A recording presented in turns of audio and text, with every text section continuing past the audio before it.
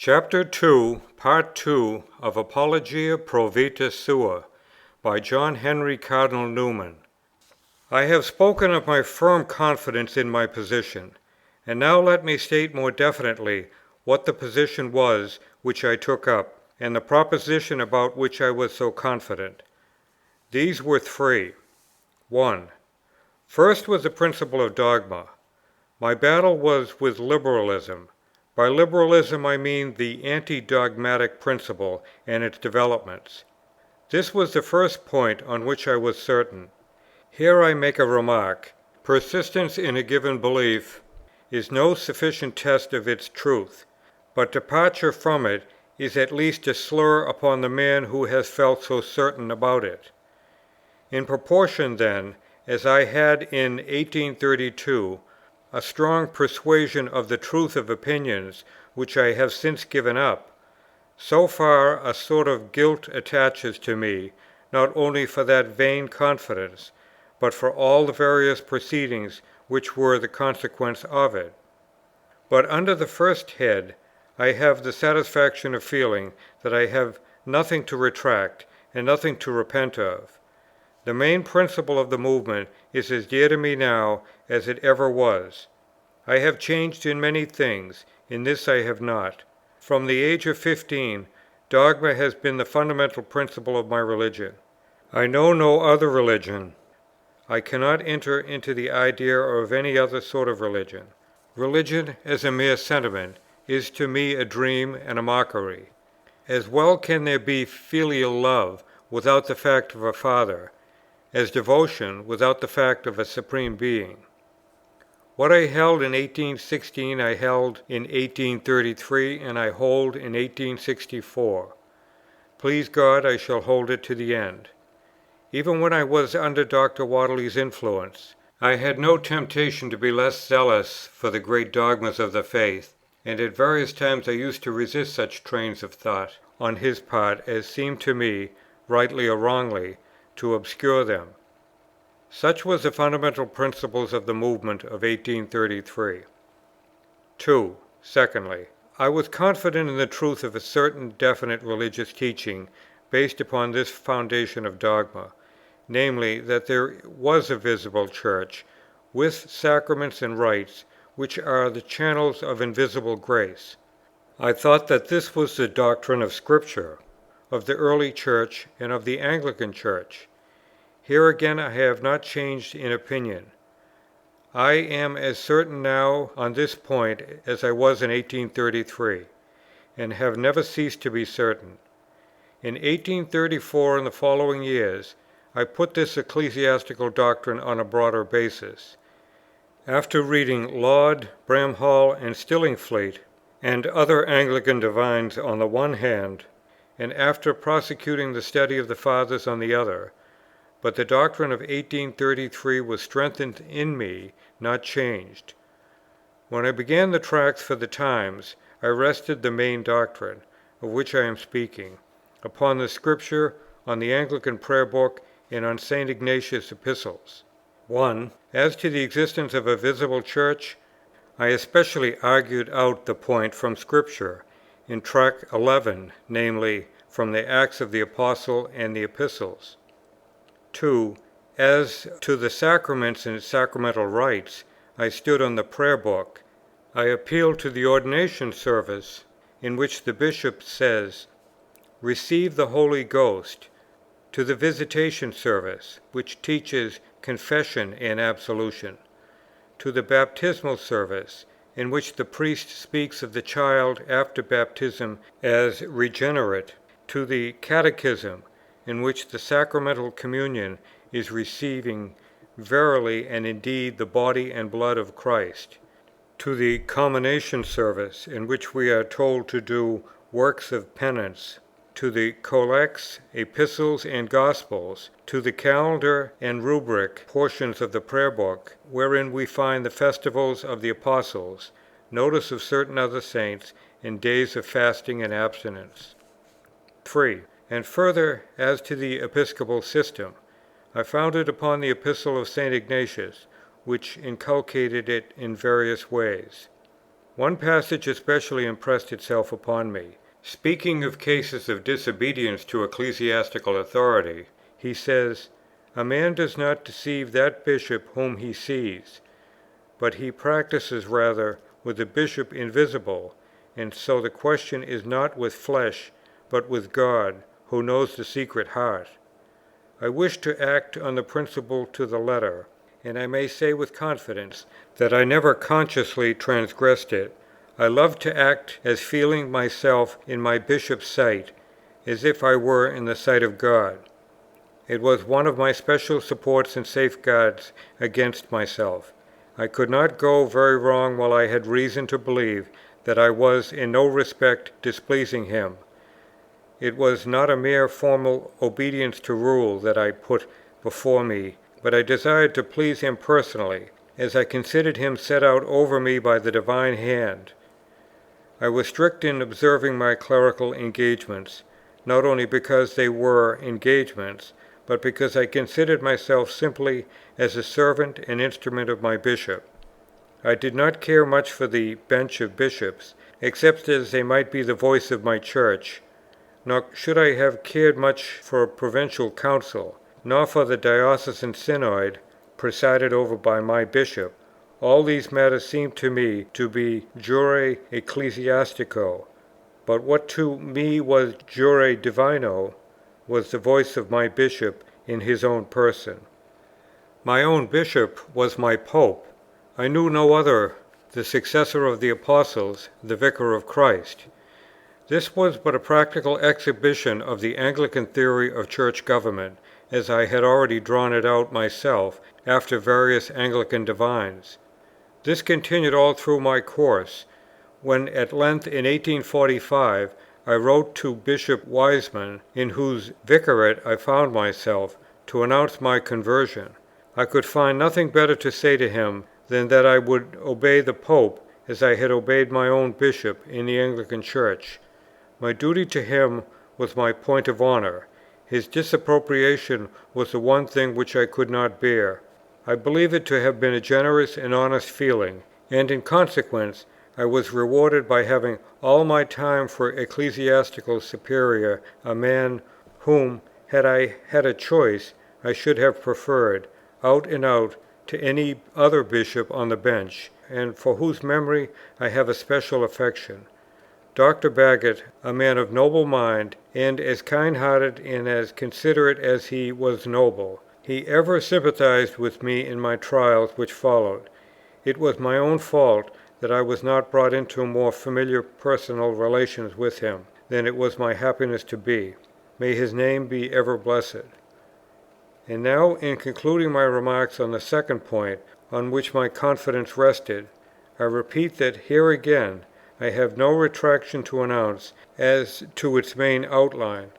While I am now as clear in my acceptance of the principle of dogma as I was in 1833 and 1816, so again I am now as firm in my belief of a visible Church, of the authority of bishops, of the grace of the sacraments, of the religious worth of works of penance, as I was in 1833.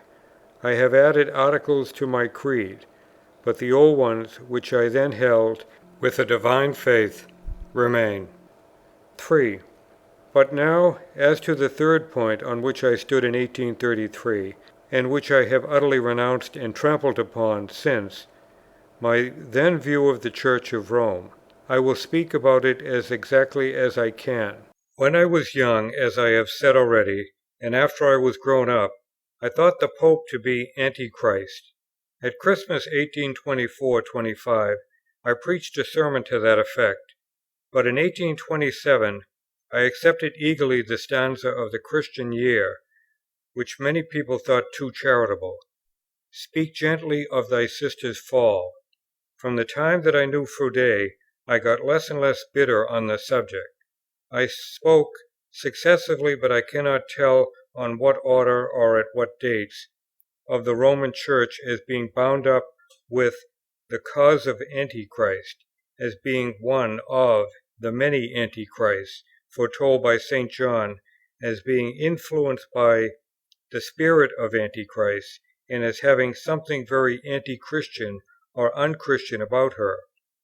From my boyhood and in 1824 I considered after Protestant authorities that St. Gregory I, about A.D. 600, was the first Pope that was Antichrist, though in spite of this he was also a great and holy man. But in 1832-33 I thought the Church of Rome was bound up with the cause of Antichrist by the Council of Trent.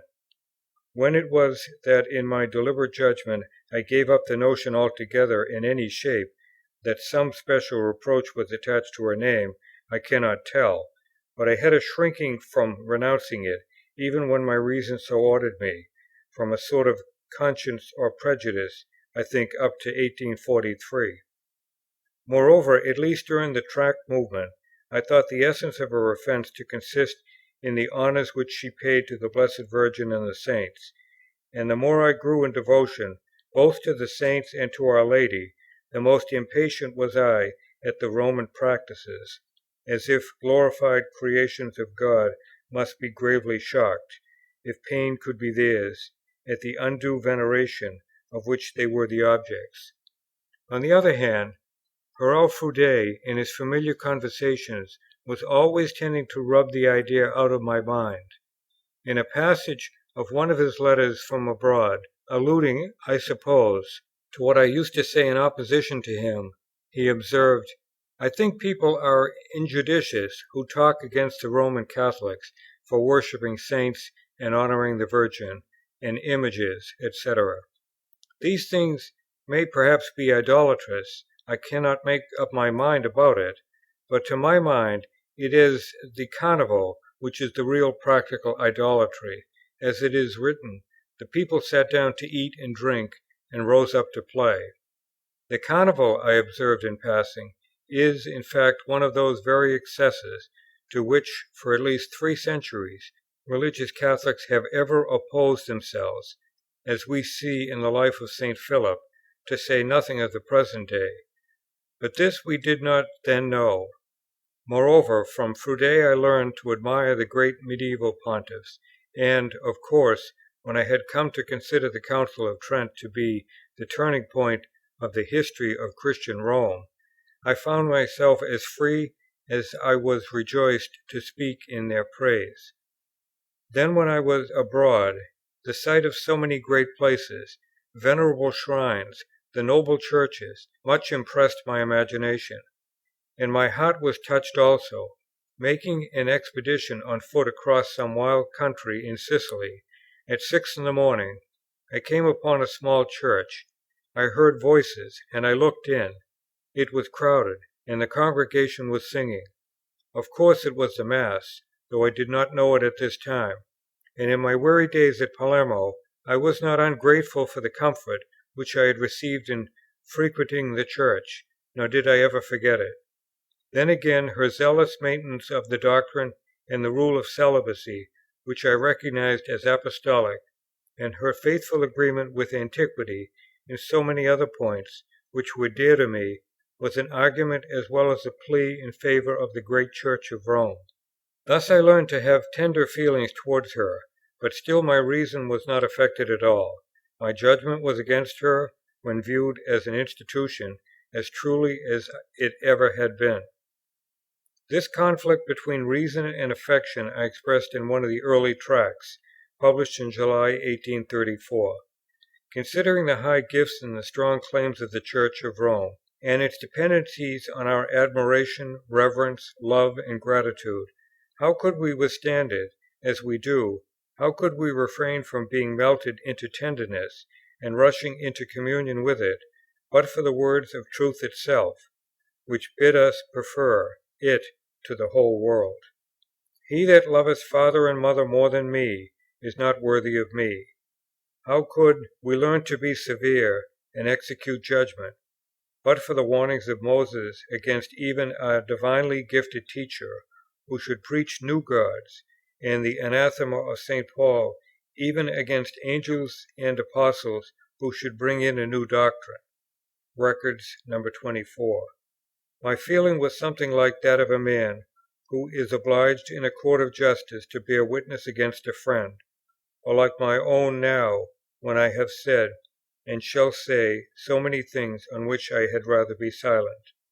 As a matter then of simple conscience, though it went against my feelings, I felt it to be a duty to protest against the Church of Rome.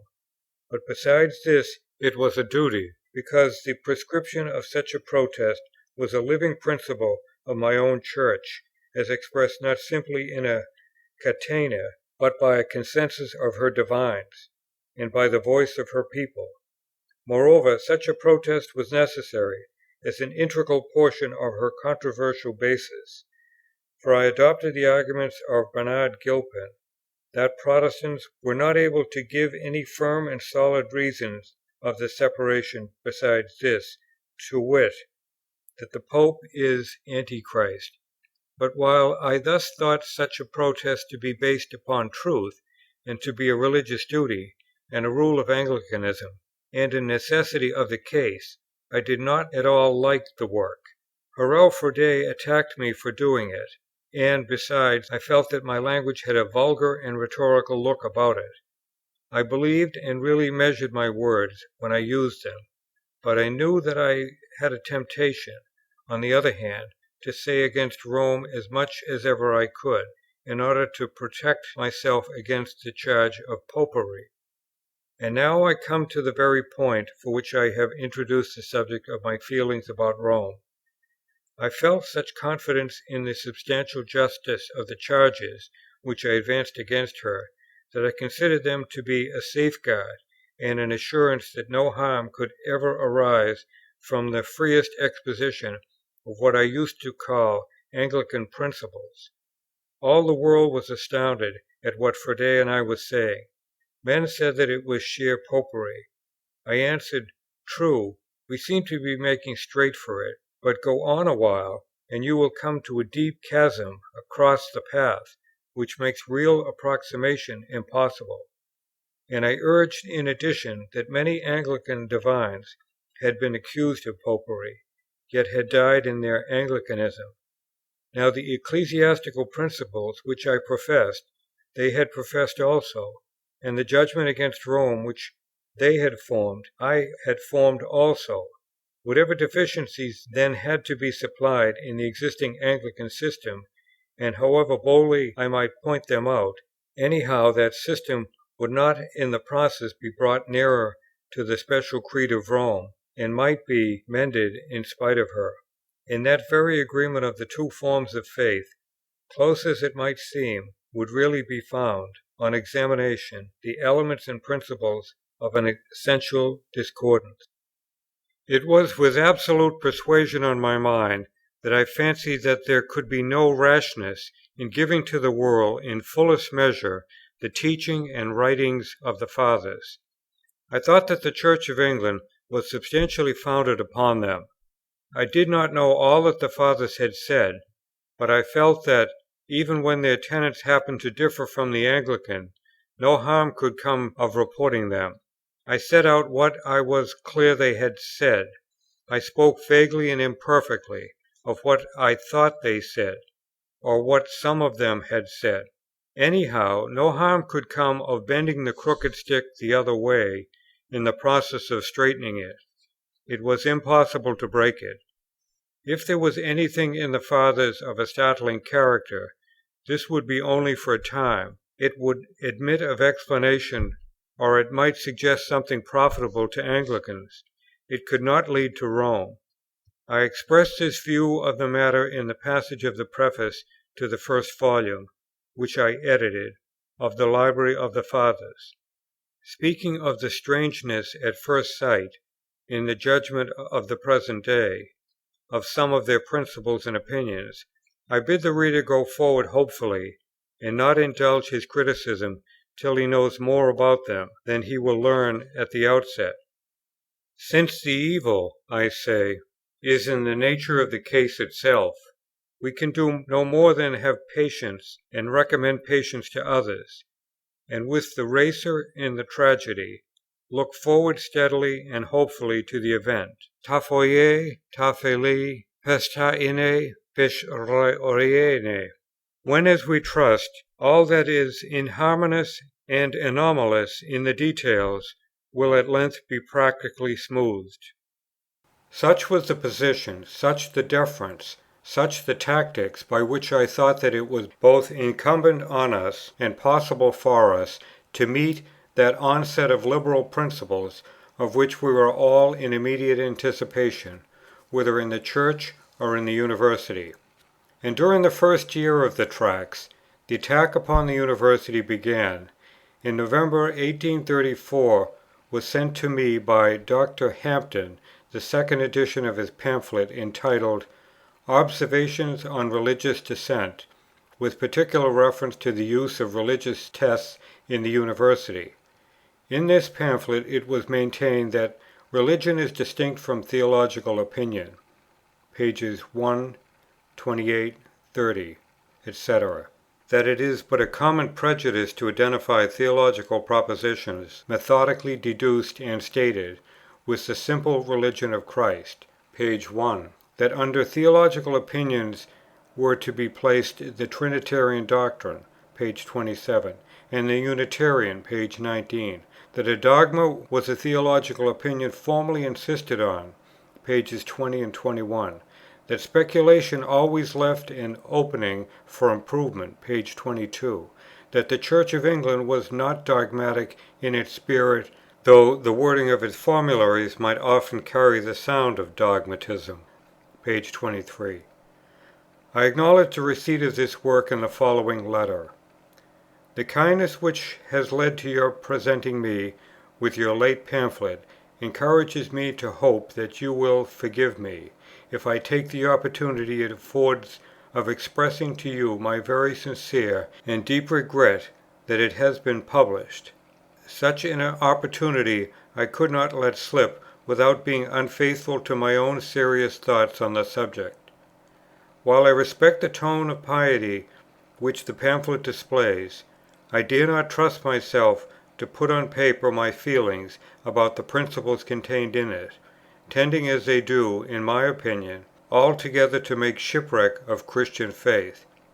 I also lament that, by its appearance, the first step has been taken towards interrupting that peace and mutual good understanding which has prevailed so long in this place, and which, if once seriously disturbed, will be succeeded by dissensions the more intractable, because justified in the minds of those who resist innovation by a feeling of imperative duty. Since that time Phaeton has got into the chariot of the sun, we, alas, can only look on and watch him down the steep of heaven. Meanwhile the lands, which he is passing over, suffer from his driving. Such was the commencement of the assault of Liberalism upon the old orthodoxy of Oxford and England, and it could not have been broken, as it was, for so long a time, had not a great change taken place in the circumstances of that counter-movement which had already started with the view of resisting it. For myself, I was not the person to take the lead of a party. I never was, from first to last, more than a leading author of a school, nor did I ever wish to be anything else. This is my own account of the matter, and I say it neither as intending to disown the responsibility of what was done, or as if ungrateful to those who at that time made more of me than I deserved, and did more for my sake and at my bidding than I realized myself. I am giving my history from my own point of sight, and it is as follows. I had lived for 10 years among my personal friends. The greater part of the time I had been influenced, not influencing, and at no time have I acted on others without their acting upon me. As is the custom of a University, I had lived with my private, nay, with some of my public pupils, and with the junior fellows of my college, without form or distance, on a footing of equality. Thus it was through friends, younger, for the most part, than myself, that my principles were spreading. They heard what I said in conversation, and told it to others. Undergraduates in due time took the degree, and became private tutors themselves. In their new status, they in turn preached the opinions, with which they had already become acquainted. Others went down to the country, and became curates of parishes. Then they had down from London parcels of the Tracts and other publications. They placed them in the shops of local booksellers, got them into newspapers, introduced them to clerical meetings, and converted more or less their rectors and their brother curates. Thus the movement, viewed with relation to myself, was but a floating opinion. It was not a power. It never would have been a power, if it had remained in my hands. Years after, a friend, writing to me in remonstrance of the excesses, as he thought them, of my disciples, applied to me my own verse about St. Gregory Nazianzen: "Thou couldst a people raise, but couldst not rule." At the time that he wrote to me I had special impediments in the way of such an exercise of power, but at no time could I exercise over others that authority, which under the circumstances was imperatively required.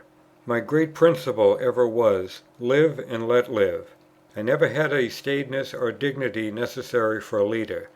To the last I never recognized the hold I had over young men.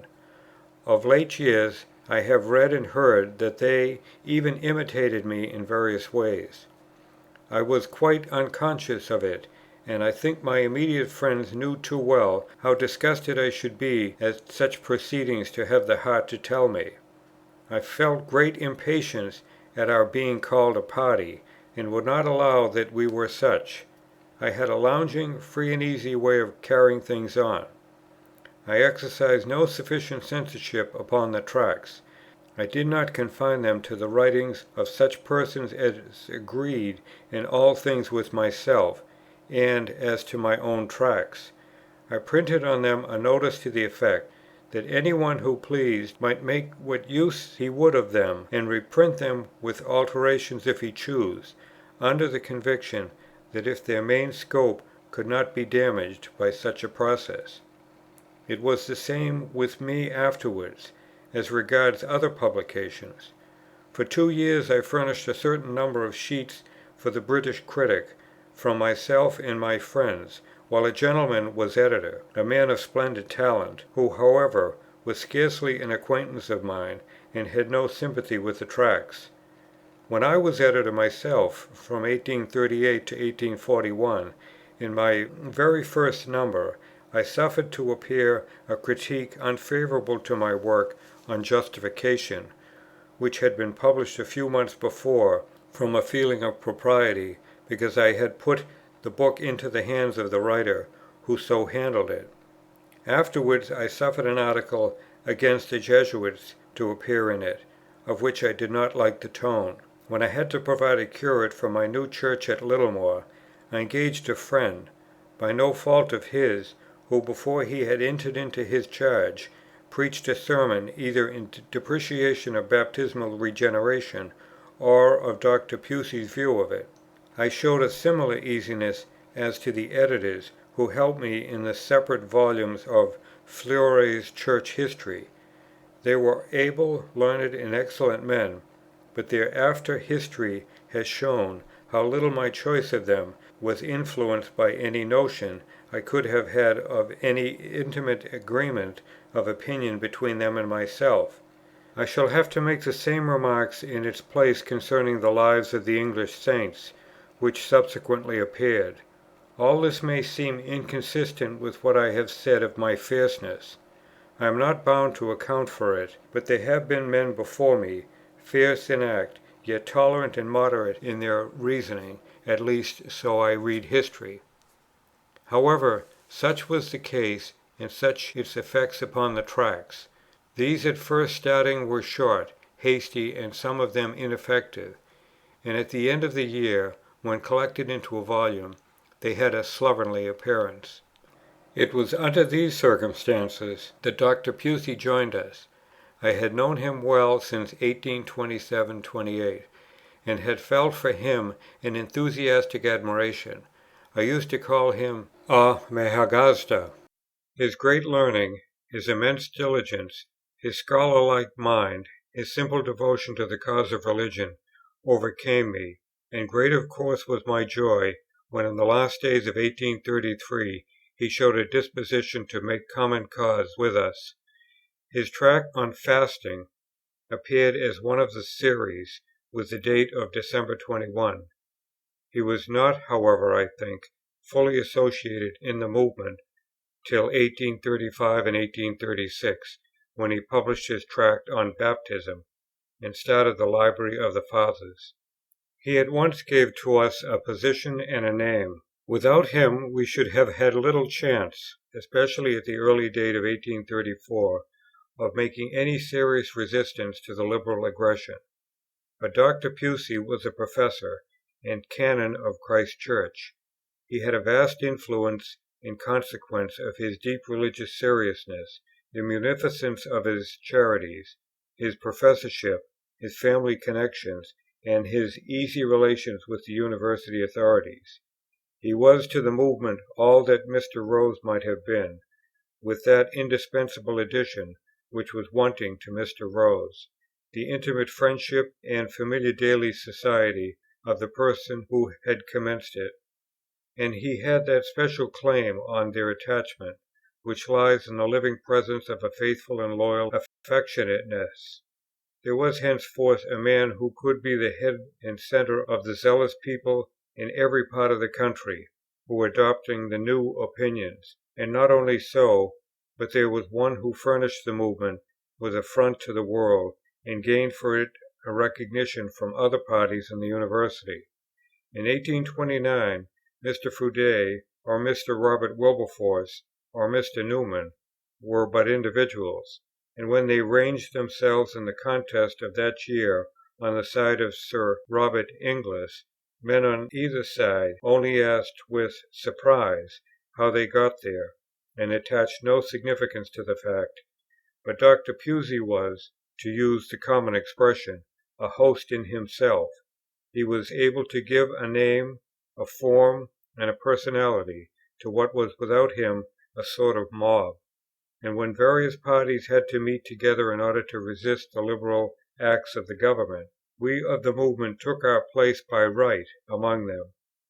Such was the benefit which he conferred on the movement externally, nor were the internal advantages at all inferior to it.